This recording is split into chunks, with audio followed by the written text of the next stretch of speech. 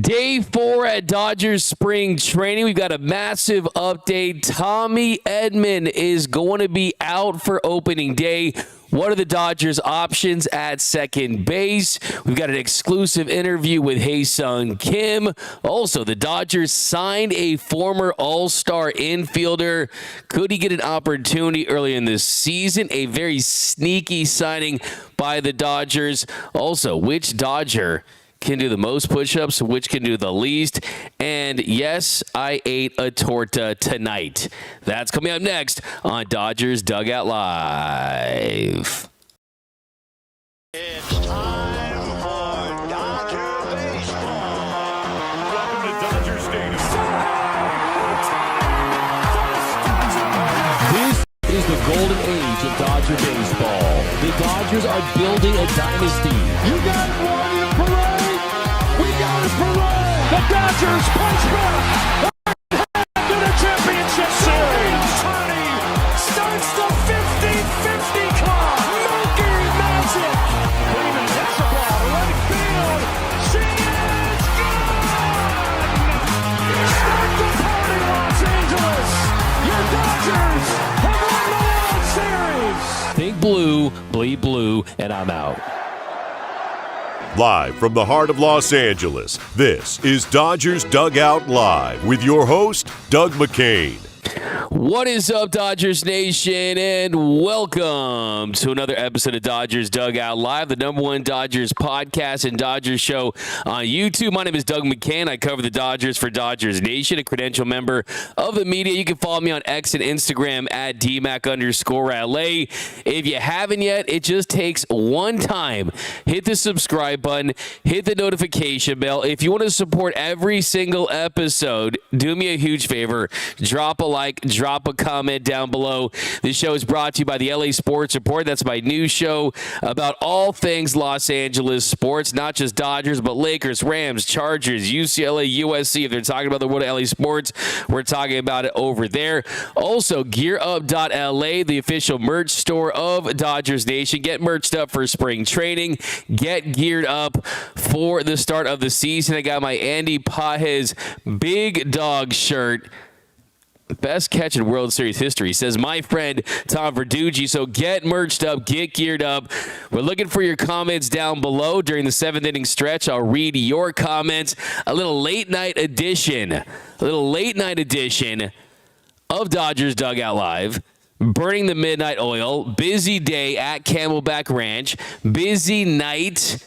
We did a fun visit to a local eatery restaurant where I know you guys are going to love this. I had a burrito. I had multiple tacos. I had a horchata. But the best thing I ate, you guessed it, a torta. But there's nothing, and there's absolutely nothing that I love more than the big, juicy, delicious torta. Oh my hand, my torta's ready. Put some salsa on my torta.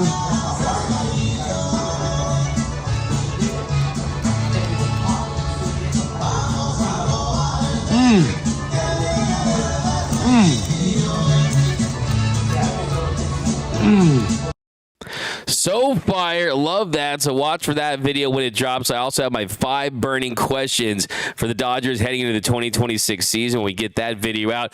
But there was a lot of news today out of Camelback Ranch. There's so much to get into in the world of Dodger baseball. So let's get into it. Leading off, the hottest story in Dodger baseball. All right. So the hot story in Dodger baseball is that we now know that Tommy Edman is not going to be ready for the start of opening day. At FanFest, Tommy Edman said that there was some hope, there was some optimism that maybe he gets the go and is ready to go for opening day, but it was always unlikely. It was always going to be a long shot considering that he had ankle surgery in the offseason and that this is a team that's always playing for the postseason. He won the NLCS for this team in 2024. They weren't going to rush Tommy Edman back because they do have depth at that position. We'll get into that depth. And because of that, they were always going to proceed with caution. They were going to slow play him back because for Tommy Edman to have a successful season, for the bat to be consistent, he can't go in and out of the lineup. When he started the year last year, he was fantastic. 8 home runs early, was on pace to obliterate his previous career high in home runs, was on pace for over 30 home runs, 40 home runs at one point very early on in the season. But because of the ankle injury, it forced him out of the lineup, and he could just never find a rhythm at the plate. He told me as much at FanFest. And today I asked Dave Roberts about the status of Tommy Edman heading into the season and where they were going to get things going with him early on in spring training. And here's what Dave Roberts had to say this morning here at Camelback Ranch. And with Tommy Edman coming back off the injury, which is kind of the plan for him early on this spring? Just kind of he took some swings a couple days ago, both sides. He did some skipping, some light jogging, I think it was, getting his body into baseball shape. So obviously he's not going to be ready for the start of camp, and he's into that same bucket of when he's ready, he's ready. But each day there's been progress. Tommy certainly won't be ready for opening day. I think, I think just looking at where his ankle is at, trying to play the long view that you don't want to have any regression or setbacks. And so how can we be methodical with it? And just for me, knowing that he's just taking swings, isn't up to full speed doing the baseball stuff, that takes a while to get your body into baseball shape. So we're not going to rush it, want to put him in the best position. So I think it just kind of came more clear recently, very recently. And to be honest with you, that's sort of my take, just looking at him and kind of knowing our process and how we get guys ready for a season.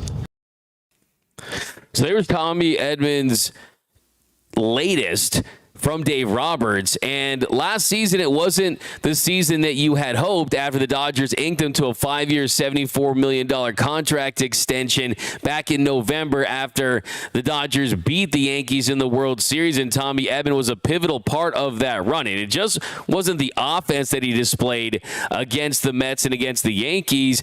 It was the defense playing shortstop after Miguel Rojas went down in that Padres series. So it's the defense, it's the versatility, it's the offense, and he is one of those extremely rare super utility men. And his bat just was not what you were hoping it would be in year one. He was below average at the plate. Hitches .225 with an 81 weighted runs created plus. That was the lowest weighted runs created plus in his career, and that made him 19% below league average. Now, Tommy Edman is not a player that for his career has been this big plus bat. I know that some people think he has the potential to be that. I certainly think that he does too, to a degree, but he's only been an above average bat in a full season once in his career. And that came in 2022 when he had a 106 weighted runs created plus, hit .265. That year, he had a career high 13 home runs. So this is not a guy that gives you 20 plus home runs and hits 300 or hits at an all-star level at the plate. That's just not who he has been. I think a lot of Dodgers fans saw what he did in that NLCS against the Mets and expected that maybe you get a version of that Tommy Edman with the Dodgers. And yes, there was an uptick in power early last season, but I think we do need to recalibrate expectations for Tommy Tanks. And I say that because his value comes in his versatility. And that's why the Dodgers are being smart about this to slow plan. Because just think about this. Think about this. This is the first time in a long time that the Dodgers have entered the season without a true Swiss Army knife player, a guy that can play multiple positions in the infield and multiple positions in the outfield. Yes, Ha-Seong Kim is going to play second, he's going to play center field, has the ability to do that, but it's not the Chris Taylors. It's not the Kike Hernandezes. It's not the Tommy Edmans when he first got here. Guys that are experienced and have a longer track record of doing just that. Now, there's guys that have the potential to do that, but just not ones that have done it for an extended period of time. So we know this organization values that just because you can plug guys in different positions. It helps you get advantages as far as matchups against pitchers and things like that. But the truth is they're going to have to make do without Tommy Edman to start this season. Now, is it a concern long term? I don't think it is. I think this is just a back-to-back World Series championship team who is not going to push anyone that's dealing with an injury, knowing that they're playing for the game's ultimate prize. If this was a franchise that didn't have their sights set on a World Series or felt like they needed Tommy Edman just to get into the postseason and have a chance, maybe things would be different, but that's why this is a perfect situation for Tommy. And he talked in the Dodgers clubhouse after the workouts today, and I got the sense that he's fine. It's just the classic, hey, I want to deal with this the right way because I want to put this behind me, and once it's behind me, I never want to have to think about my ankle again, because it's not like he's a guy that, okay, like a big slugger type that's going to play first base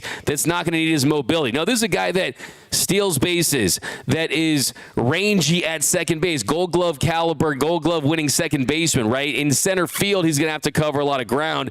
So for him to be the player that he's capable of being, he needs to have that ankle at or close to 100%. That's the plan. They're going to stick to it. And here was Tommy Edman from inside the Dodgers clubhouse after the workouts today at Camelback Ranch. For opening day, this was maybe a possibility dating back to the surgery. How do you feel right now, and what led to that decision?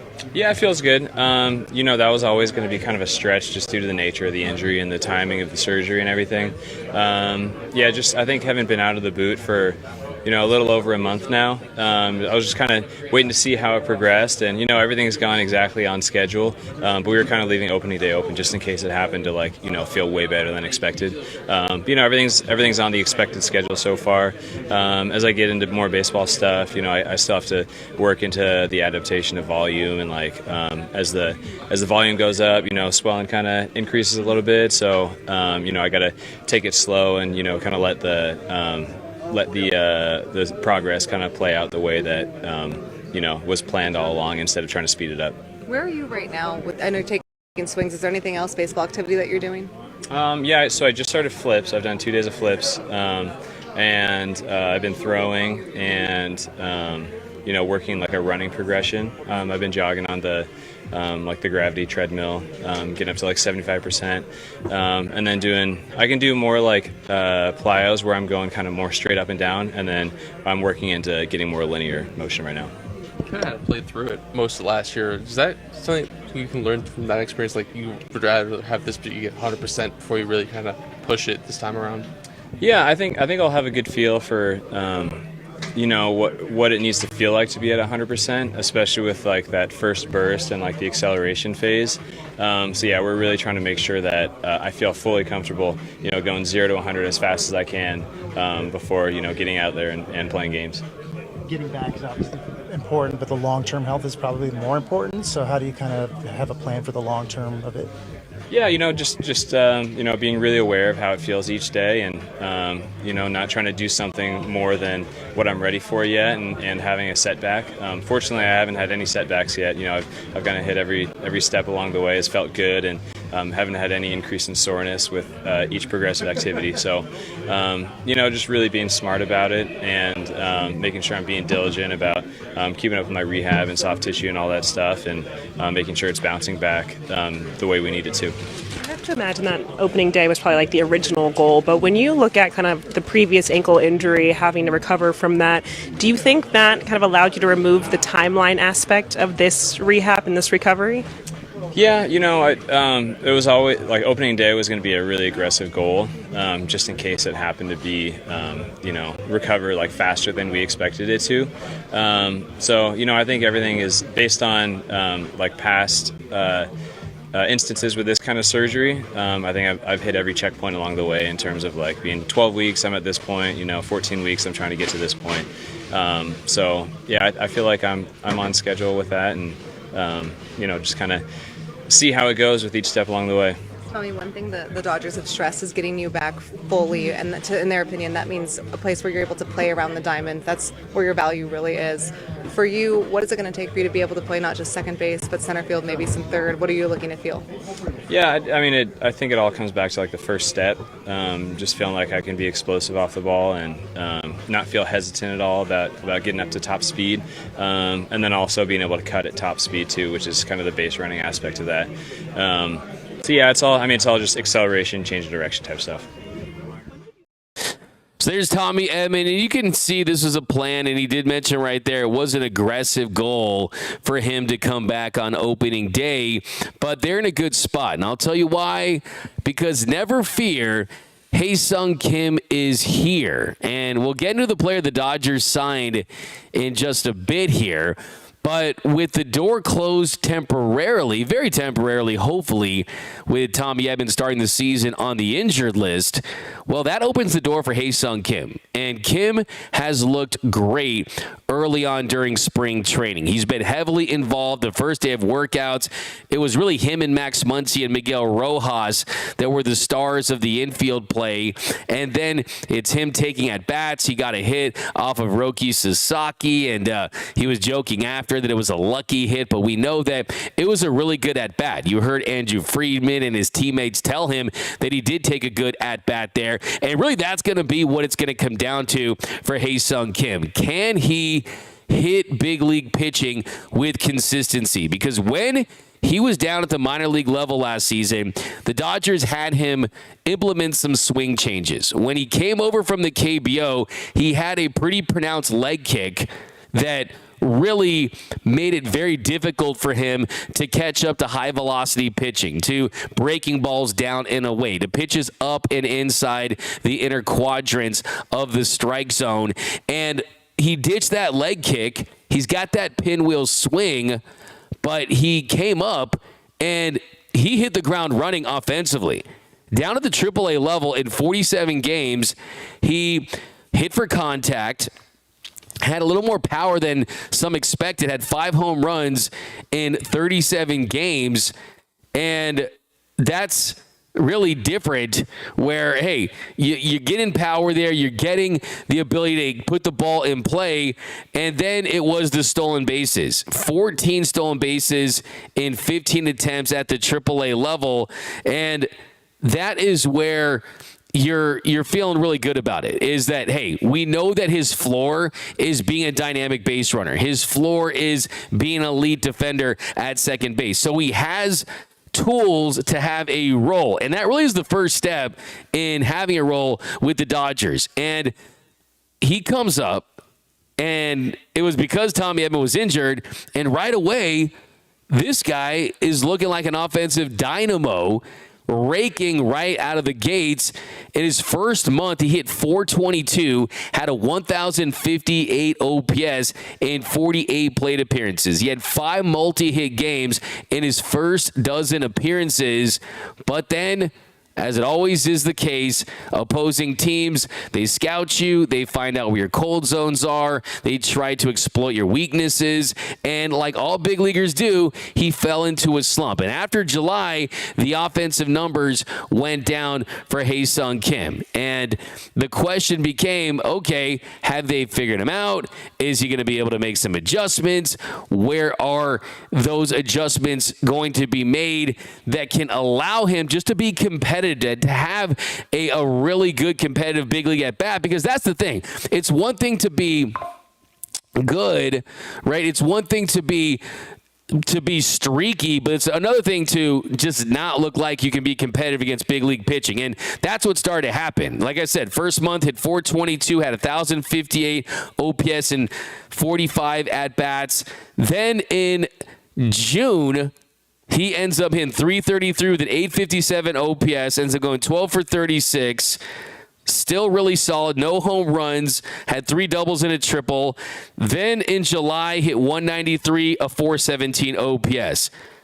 Then he missed some time, and then in September, a .130 batting average and a .420 OPS. So he kind of has that up and down type of approach where, hey, for him to gain the trust of Dave Roberts, of this organization. He's got to prove that he can hit big league pitching with consistently. I'll give you an example. James Outman, a couple years ago, finished third in the Rookie of the Year voting, had 20-plus home runs, played plus defense, but the second year, he just was not a competitive hitter. Did not look like he belonged at the big league level at the plate. And I think the good thing for Kim is his game doesn't have to rely on power like a center fielder like James Outman, where there's a lot more boom or bust in his game just by the nature of the way he attacks pitches and the position he plays. Kim, I think, can be a solid contact hitter.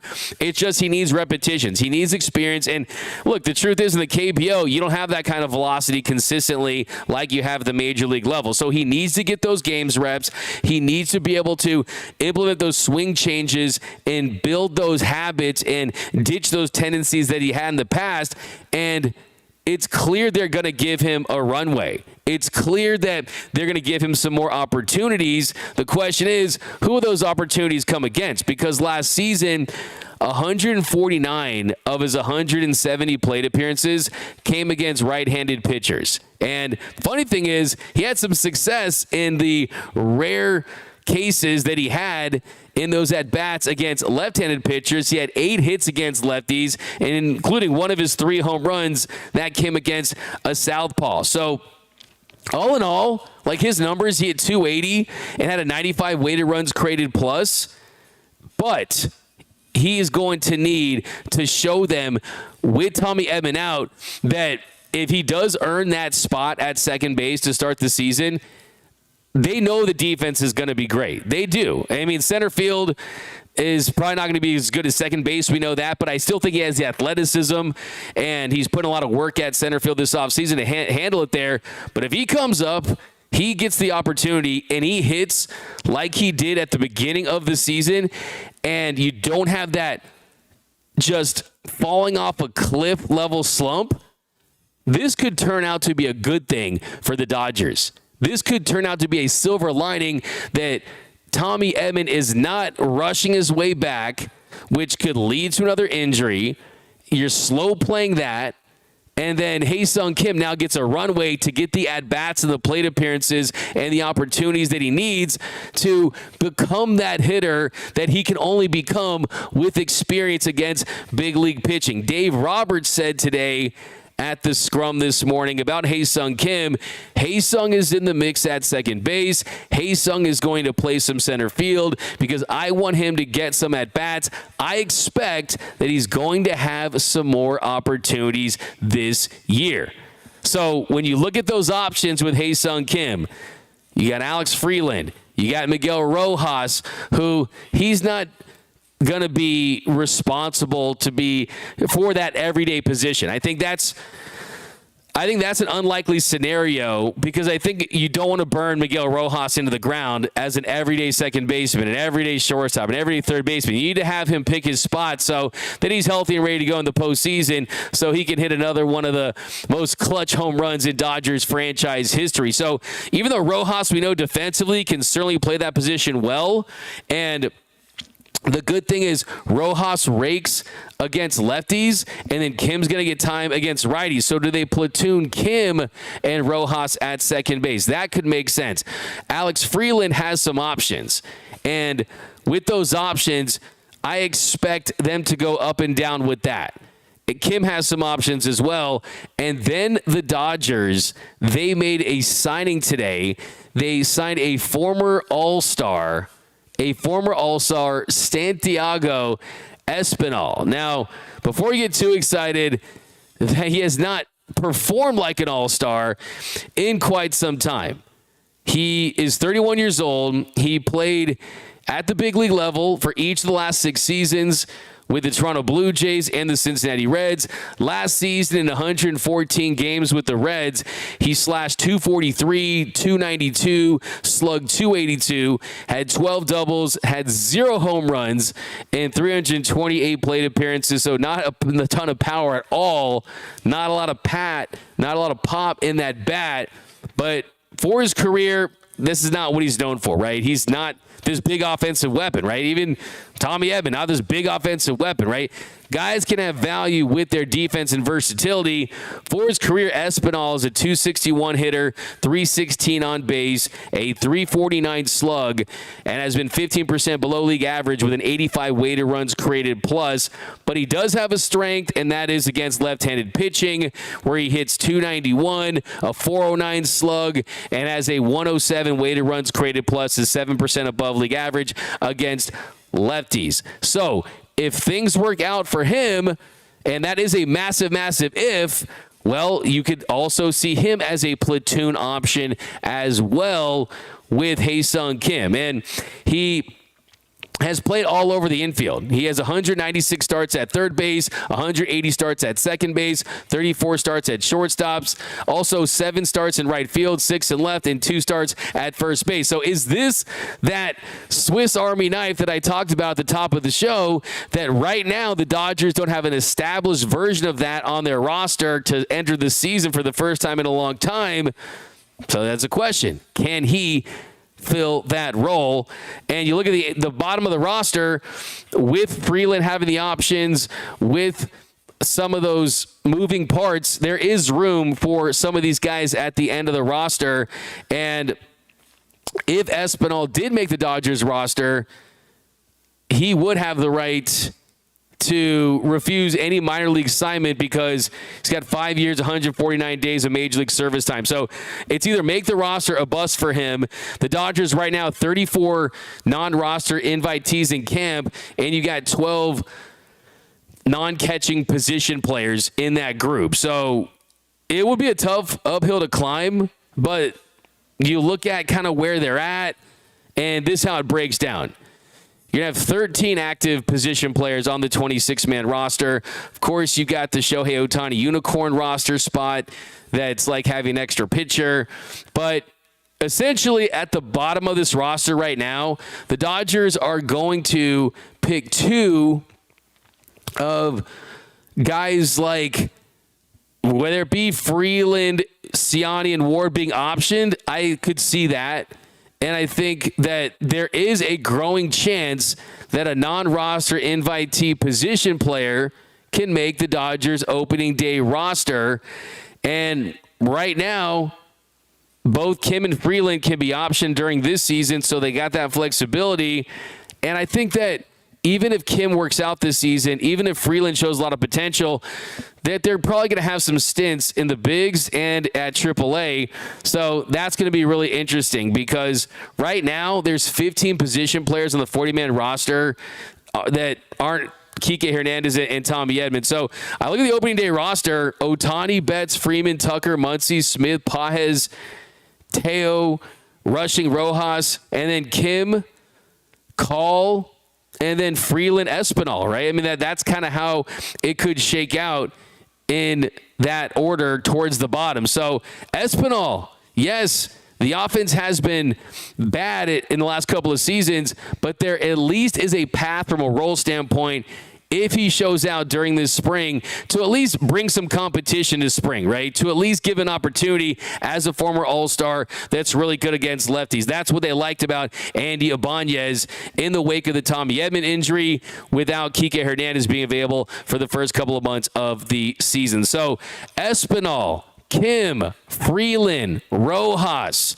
and then we'll see what Kim looks like in center field as well when Andy Pages gets a day off or two. So that's kind of how it's going to shake up there at second base and in center field. We're going to get to your comments here in a little bit, but coming up next, after the workouts today, I caught up with the Comet, my friend Ha-Seong Kim.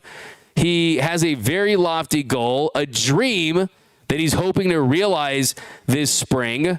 He also answered the question, in their primes, Dave Roberts, of course, an elite, a fantastic base runner in his heyday. Ha-Seong Kim, a great base runner now. I asked Ha-Seong Kim who would win a race in their primes, and you'll hear what he has to say next. Here's my interview with the Comet, Ha-Seong Kim. And welcome back to Dodgers Dugout Live, the #1 Dodgers podcast and Dodgers show on YouTube. We are here with our friend, the comment, Ha-Seong Kim. Ha-Seong, Dave Roberts said earlier today that you're in the mix at second base. Just what are your thoughts on hearing Dave Roberts say that with Tommy Edman out, you're going to have a very big opportunity to get some early time at second? 그래서 토미 에드먼 선수의 이런 지금 상황 때문에 이제 감독님께서 2루에서 중앙에서도 많은 기회를 받을 거라고 하신 건데 그 부분에 대해서 어떻게 생각하시는지 궁금합니다. 네, 일단 그렇게 말씀해 주신 건 너무 감사한 일인 것 같고, 하지만 그 자리를 차지하는 거는 감독님의 말씀이 아니라 저의 실력이기 때문에 제가 열심히 잘 준비해서 제가 실력으로 자리를 차지해야 될 것 같습니다. Yeah, I'm very thankful that Dave Roberts mentioned it that way. I'm very grateful, but it's not. It's also up to me and how I play is whether we're going to decide whether I win the job for the second base or not. So it is up to me, and I'll work hard to. Yeah, and defensively, Miguel Rojas told me that defensively you could win a Gold Glove at that position. How are you feeling as far as like the opportunity? Do you want to be the opening day second baseman? 그래서 미구엘 로하스 선수가 만약에 김영 선수가 이제 매일매일 경기를 뛴다면 골드글러브까지 훌륭히 충분한 선수라고 했는데 이제 오픈데이 로스터에 이루수로 선발 출전하실 희망하고 계십니까? 당연히 야구 선수로서 개막전 선발 나가는 거는 당연히 하고 싶은 일이고 꿈꾸는 일이기 때문에 너무 하시고 싶은 것 같고 그걸 이루기 위해 비시즌에 열심히 하는 것 같습니다. Yeah, of course. As a baseball player, it's something that I've always dreamed of to start on an opening day roster at second base. So, yeah, that's why the off season I worked very hard for it, and hopefully the results show.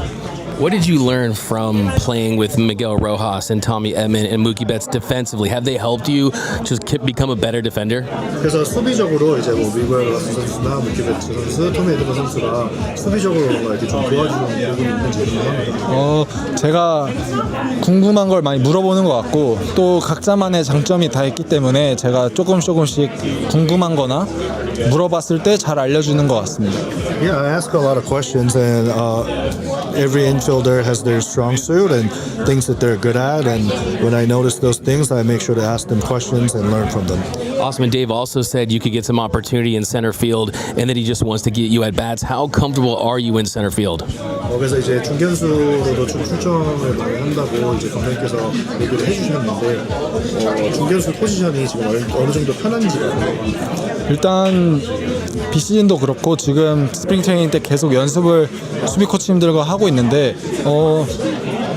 아무래도 계속 연습을 꾸준히 하다 보니까 많이 편해진 것 같고 타구 판단하는 데 있어서 스타트도 많이 좋아진 것 같습니다. Yeah, this off-season and spring training, I've worked very hard with our coaches, and now that I've gotten more reps, I definitely feel more comfortable reading the ball, reading the fly balls and stuff like that, so I've definitely gotten more comfortable.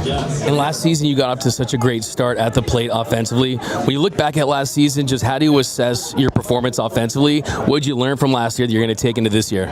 그래서 타격적으로 작년에 굉장히 좀 핫한 시작을 했었는데 그래서 작년에 뭐 타격적인 부분이나 이번 년을 봤을 때 좀 기대하시는 부분이 있으신지 궁금합니다. 뭐 작년에 뭐 초반만 핫했고 끝은 차가웠는데요. 뭐 작년에 제가 타석에 아무래도 뭐 엄청 많은 타석은 아니지만 그래도 타석을 나가면서 제가 느꼈던 부분이 확실히 있거든요. 그래서 그 부분을 비시즌에 많이 연습을 했고 타석에서 또 하체 움직임이라던가 투수랑 타이밍 잡는 그런 느낌? 그런 거를 많이 연습하고 있고 나아지고 있습니다. Yeah, I started off real hot, and then towards the end I got a little cold. So he was laughing, and but not that I got like a lot of at bats last year, but throughout those at bats I was able to recognize some of the things that I needed to work on, and also pitcher's timing and how I need to adjust to each pitcher's timing. I learned from last year, so that was big for me. Because last year they had you do away with the leg kick, and they had you make some swing changes. Do you think it's just repetitions and experience against big league pitching, or what offensively have you worked on this offseason that you feel like is going to help you at the plate this year? 그래서 이제 레그킥을 작년에 하다가 이제 없앴고 그리고 이제 작년에 많은 투수들을 이제 상대했는데 더 이제 뭔가 반복이나 경험 이런 것들이 중요하다고 생각하는데 그래서 비시즌에 좀 이런 타격적으로 어떤 부분에서 더 집중하시는지 좀 궁금합니다. 일단 빠른 투수가 많기 때문에 빠른 공을 계속 비시즌 때 보려고 연습을 했고 아무래도 사람은 적응의 동물이기 때문에 이 빠른 공을 계속 보다 보면 좀 편해질 거라 생각해서 그런 제가 느꼈을 때 굉장히 빠른 공을 많이 연습한 것 같습니다. Yeah, there's a lot of high velocity pitchers in the league, so as like human nature, you just get to adjust after seeing it for a while. So this offseason, I made sure to face a lot of high velocity training. Great stuff. Okay, so last year you won the World Series. You were on the field when Mookie Betts got the final outs and you won the team. How much confidence does that give you knowing that, hey, I got my first taste of big league action on a World Series team? What did last year mean to you being a champion? 그래서 작년에 이제 월드시리즈 우승도 하고 그 상황이 이제 필드에도 있고 계셨는데 이제 그런 경험들을 이제 하고 나니까 뭔가 좀 자신감이 더 생기셨는지 궁금합니다. 자신감도 생기고 욕심도 계속 생기는 것 같아요. 자신감이라고 하면 일단 이 팀원에 같은 일원에 월드시리즈 로스터에 들었다는 자신감은 있지만 그렇다고 뭐 제가 솔직히 크게 기여한 점은 없기 때문에 또 욕심도 많이 생기는 것 같고 앞으로 제가 올해부터 일단 또 팀의 우승을 할 수 있게 기여를 하는 게 좀 많이 욕심이 생긴 것 같습니다. Yeah, I definitely have more confidence from spending last year, but I also want more. Like there's passion inside me that wants more this year, and also, quite frankly, I didn't feel like I was able to help the team as much as I could have last year. So this year, my goal is to help the team win another World Series and be part of it more than last year. He scored the game-winning run in the NLDS against the Phillies. Helped the team a lot. I think one area where you helped the team was your race with Dave Roberts in the World Series. Just looking back, you've heard a lot of people in this clubhouse, a lot of players say that really lightened the mood and kind of gave them kind of a moment of lightness. Like, what do you remember about that race, and do you want to race Dave again? 그래서 굉장히 많이 기여를 했다고 생각하는데 이제 작년에 뭐 필라델피아전에서 마지막 이제 승리하는 득점도 했고 그리고 또 월드시리즈 중에 로버츠 감독님과 또 경주를 하지 않았습니까? 근데 그 경주가 그냥 경주가 아니라 좀 이런 클럽하우스의 이런 분위기나 이런 사람들을 웃게 만들고 이런 좀 영향이 있었을 것 같은데 그 레이스에 대해서 다시 돌아보면 어떻게 생각하시는지랑 또 다시 레이스를 하고 싶은 마음이 있으신지 궁금합니다. 저는 뭐 언제든지 레이스를 할 수 있게 준비되어 있는 사람이고 뭐 그 레이스에 대해서는 아무래도 감독님이 진짜 그런 분위기를 잘 알고 괜히 좋은 감독님이라는 소리를 듣는 게 아닌 것 같고 이제 선수단 분위기를 진짜 그 한순간만으로 많이 끌어올려 주셨기 때문에 굉장히 인상 깊었던 것 같습니다. Yeah, I'm always ready for another race, and after that moment, I realized that there's a reason why Doc is one of the best managers, and he understands the culture of the clubhouse and like how he was able to use that moment to put a smile on guys' face and kind of keep it loose a little bit, and just seeing that was very impressive from Doc. And he doesn't think that Dave fell on purpose, does he? 일부러 감독님께서 넘어졌다고 생각은 안 하시죠? 일부러? 저는 일부러는 아닌 것 같고 질 것 같아서 그냥 장난이고 일부러는 아닌 것 같습니다.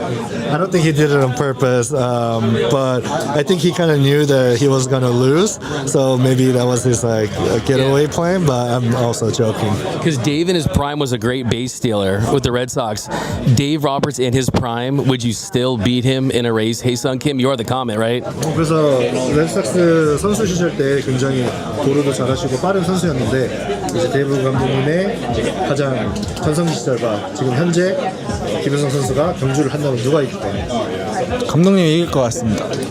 He thinks Doc would win in his prime. Really? I bet on Ha-Seong. Okay, a couple more here. You're gonna be in the WBC. How much do you want to play Team Japan maybe and play Shohei and Yamamoto? How much do you want to maybe face those guys in the WBC? 그래서 이제 WBC를 가시는데 일본 팀하고 상대를 하는 상황인데 얼마나 일본 팀과 상대를 해보고 싶으신지 궁금해요. 너무 기대되고 정말 중요한 경기고 꼭 제가 저는 한일전 경기를 그렇게 막 나가진 못했거든요. 여태 국가대표를 나가긴 했지만 제가 벤치에 있었기 때문에 이번에는 꼭 시합에 많이 나가서 일본전에도 시합을 나가서 꼭 열심히 준비해서 이길 수 있도록 하고 싶습니다. Yeah, I'm definitely looking forward to it. And in my team career or national team career, I haven't played ton of Team Japan versus Team Korea, so I want to make sure that I get to play this WBC against Team Japan, and I just want to prepare the right way, and it's a really important game. So Awesome stuff. Well, Ha-Seong, thank you so much. You can have a great season, man. Thank you so Thank you. I think it's like Shohei. He's like top 5 most popular. It's like Shohei Yamamoto. Then it's Ha-Seong. As far as our social media. And welcome back to Dodgers Dugout, live on the Dodgers podcast and Dodgers show on YouTube. Good vibes from the Comet, rooting for him, not just because he's a great potential player, but I think he's got that extra star power that really fits in LA. All right, now let's talk about some news that broke tonight. I almost threw up. I almost fell to my knees at this local Mexican joint there where I was at. I almost threw up not because it was Walker Buehler wearing poo-poo and pee-pee San Diego Padres colors in photoshops and jersey swaps.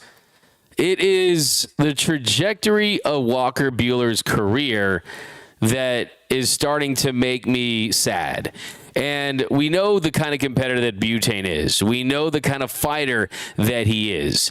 And since coming back from that second Tommy John surgery, he just hasn't looked anything like the pitcher that he was in 2018, in 2020, in 2021, when in August that year, I'll never forget, August of 2021, Walker Buehler was the odds-on favorite to win the Cy Young. We were talking Cy Buehler at that point. And then, of course, you know what's happened next is that season, what happened next was the Dodgers relied heavily on Walker Buehler that year. And I think he's never been the same because you think about pitchers today in throwing a lot of innings. In 2021, he threw 207 in 2/3 innings. 207 in 2/3 innings. And then he went on short rest in the NLCS against the Braves because Max Scherzer made a business decision. His arm died, had the dead arm. And Walker Buehler ended up having Tommy John surgery the following season after not looking right early on in the year. So there was a time that when we talked about Walker Buehler and a lot of these Dodgers, it was always a conversation of who's getting the bag. Are we going to give Belly $300 million? Are we giving Siegs $300 million? Should we give Trey Turner $300 million? Should we give Julio Urias $200 million? Should we give Walker Buehler $200 million? And they gave none of those guys anything. So it just tells you how quickly things can change, how baseball is a business. And the truth is, as much as we love Walker Buehler, and I told this to Walker Buehler to his face last season when the Phillies were in town late in the year, I said, Walker, you are a platinum card member, a platinum carrying card member of the once a Dodger, always a Dodger club. The I will never have to buy a drink in Los Angeles ever again as long as I live because of what he did for this franchise, not just for one, but for multiple postseasons. But 2024 was extra special because I think that definitively you can say that without Walker Buehler, they don't win that World Series. You had Yamamoto not at 100%. Jack Flaherty had his ups and downs, and he had Walker Buehler. You had like 2.5 starters that year. And Butane, he came alive late, and then in Game 5, he made his way over the Dodgers bullpen, and he gets the ball, and he strikes out Alex Verdugo. He gives the "Are you not entertained?" pose, and the Dodgers are World Series champions. That is an iconic moment in Dodgers franchise history, and he really gave every single thing he had to this Dodgers organization. Then he goes to the Red Sox. They release him. Goes to the Phillies, had success, posted a .66 ERA in 3 games, but did not pitch in the postseason against the Dodgers. I am so happy that the Phillies did not pitch Walker Buehler against the Dodgers because, 1, that just would have felt weird, and 2, with that dude in October, you just can't bet against him. And I get the feeling that, hey, he might have found a way to get it done against the Dodgers, so I'm glad we never had to face him for that moment. And then he's with the Padres. Now, do I fault Walker Buehler for going to the Padres? No, I don't at all. What makes me sad is that he has to go to a team on a minor league contract. And I always think of the quote from Moneyball. We're told at some point in time that we can no longer play the children's game. We just don't know when that's going to be. Some of us are told at 18, some of us are told at 40, but we're all told. And yes, there are some examples that that's not the case. Clayton Kershaw could still play if he wanted to. He could still be pitching at this point. But Walker Buehler is fighting for his big league career. And if that has to be with the San Diego Padres, then so be it. I hate it because I don't want to see him with the Padres. I would love to see Walker Buehler still with the Dodgers, thriving and never having suffered those injuries and going down as one of the greatest pitchers in franchise history because it looked like he was going to be the true torch bearer from Clayton Kershaw when he called it a career. But things have changed. LA has Yamamoto and Blake Snell and Glass now and Ohtani and Roki, lots of other pitchers. So I know some Dodgers fans are upset about this. And for me, I'm not upset at all. I'm just sad. I'm sad that because of injuries, they've robbed Walker Buehler of what should have been a multi-time All-Star career where he was one of the best 10 pitchers in baseball for a 5 to 10 year stretch. Not the biggest guy. So will his body allow him to be that? Maybe not, but look at Yamamoto, right? Look at Pedro Martinez. Look at Greg Maddux. But unfortunately, it is what it is. He is what he is. And I wish him nothing but the best against every team other than the Los Angeles Dodgers. So Butane in San Diego, hey, man, Major League Baseball comes at you quick. And we're seeing that right here. But coming up next, let me hear from you guys. The 7th inning stretch, where I answer all your thoughts, comments, and questions about your boys in blue. Okay, so to the 7th inning stretch, I got some good ones right here. Walker Buehler is a Padre. Maybe he will be a secret double agent. Come on now. Come on. Like Tanner Scott was. I don't see that happening. What is up? You're on mute. What's up? We're back. Danny Dude. Yeah, what's up? D-Mac, what is up? I'm going to do some more here. We've got...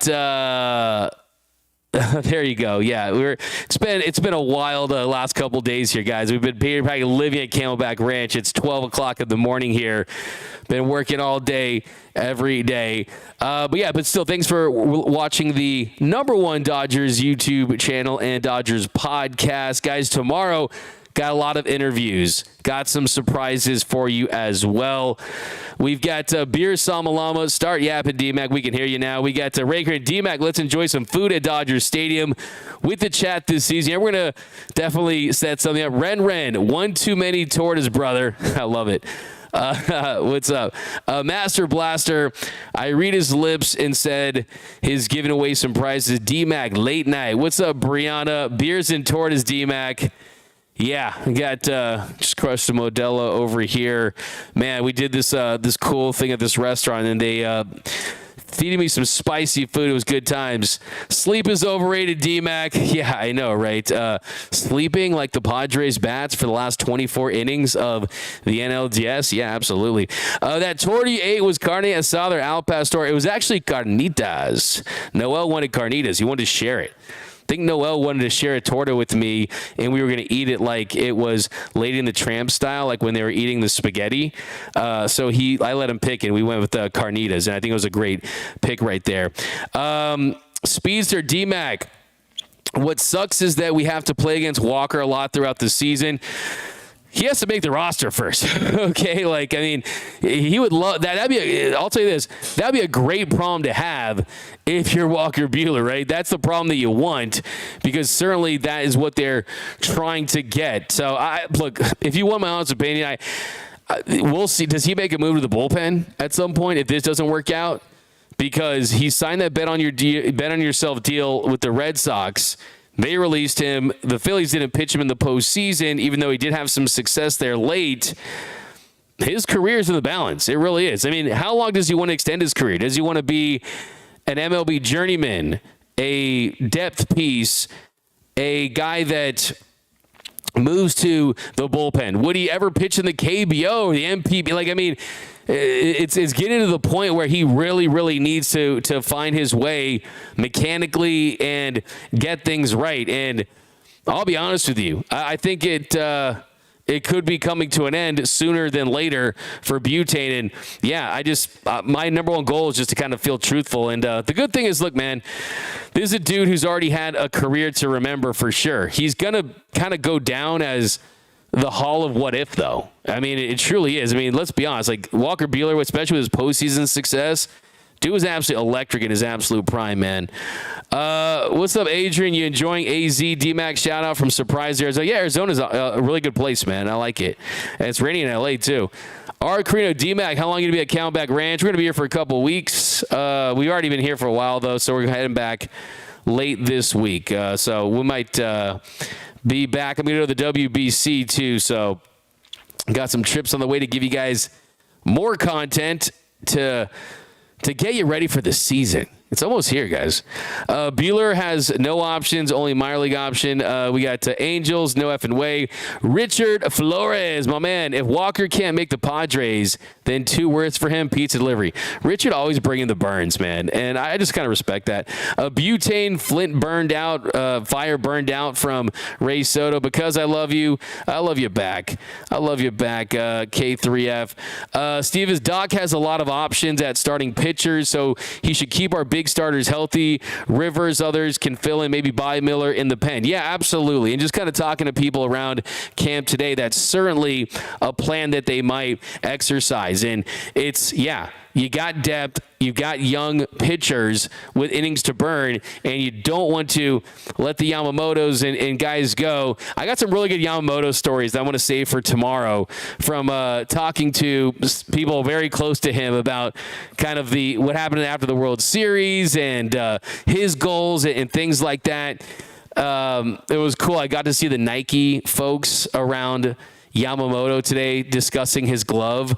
I guess Nike in Japan, for Nike Baseball Japan, is no longer, so they now have to have Nike USA make his gloves.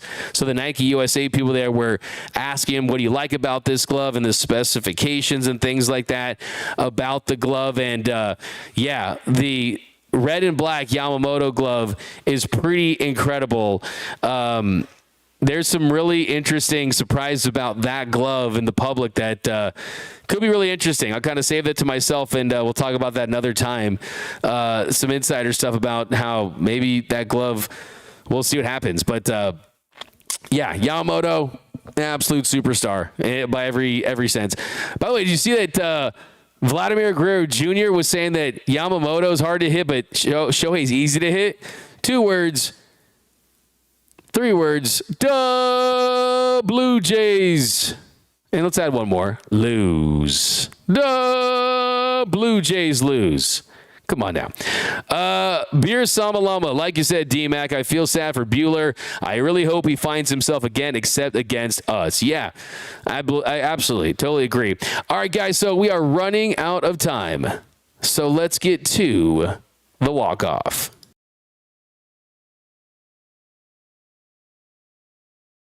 All right, so today for the walk-off, the Dodgers social media team posted this, and I want your answer. Who do you think could do the most push-ups on the Dodgers? Who do you think could do the least amount of push-ups on the Dodgers? Who on the team can do the most push-ups, and who on the team can do the least push-ups? Least push-ups, Blake Snell, 100%. The weakest guy on camp. Athletic, and the guy can pitch, but it's not as strong. And then most push-ups, I would say Kim, because he's strong and he's not that tall, and I feel like he can beat everybody else. He's strong. Who on team can do the most push-ups? Yes. You know what? I may think about somebody like Yoshi. You know what? Yeah, he's either the least or the most. I don't know if that answers your question.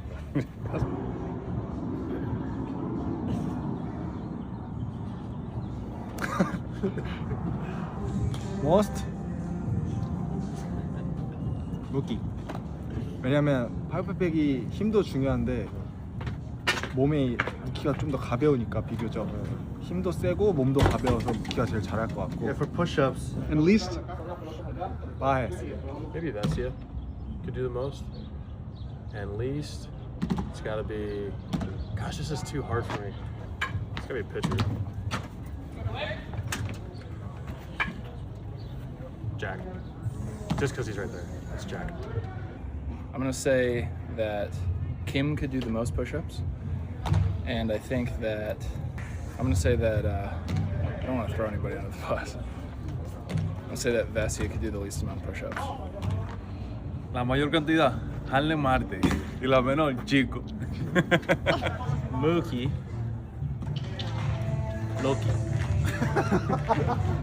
Yo diría que Tommy, más, y menos, Teo. You know, I feel like Mookie would probably be able to knock out a bunch of push-ups. Very strong for his weight. Least amount of push-ups, David Vassay. Kim At least. Most push-ups, I'm going to say Ha-Seong. Least, I don't want to hurt your feelings. Let's go with hold your face. Long arms, long arms. A lot of people are saying that he can do the most. 영광입니다. Honor. 많이 할 수 있도록 열심히 하겠습니다. Great stuff right there. I mean, for me, man, I think I got to go Ha-Seong Kim. Dude is straight jacked. That dude was built. I mean, the guy added muscle. It looks like he could do the most. Least, man, I don't even know. Who could do the least? I mean, I think it's a long arm thing. I think Gervais could answer. It's just tough because it's long. But, hey, all these guys, they're in great shape for what they're trying to do and trying to be. I could probably hit you with like a, little 50 banger push-ups. Maybe I'll do that tomorrow. But that's going to do it for this episode of Dodgers Dugout Live. My name is Doug McKain. You can follow me on X and Instagram at DMac_LA. Subscribe, hit the like button, drop a comment down below. Remember to subscribe because, hey, we're talking Camelback Ranch spring training, guys. Baseball is close to being back, and stay locked into all the latest Dodgers news and exclusive content. Boots on the ground, inside the clubhouse, working tirelessly 24/7, 365 to get you guys all the Dodgers news and info and rumors and exclusive content because you guys are the hardcore Dodger fan. I love you out there, Dodgers Nation. But see you guys tomorrow. Remember that nothing brings together quite like Dodger baseball. And until next time, think blue, bleed blue, and I'm out. Start the party, Los Angeles! Your Dodgers have won the World Series! And when the upcoming winter gives way to spring, rest assured, once again, it will be time for Dodger baseball.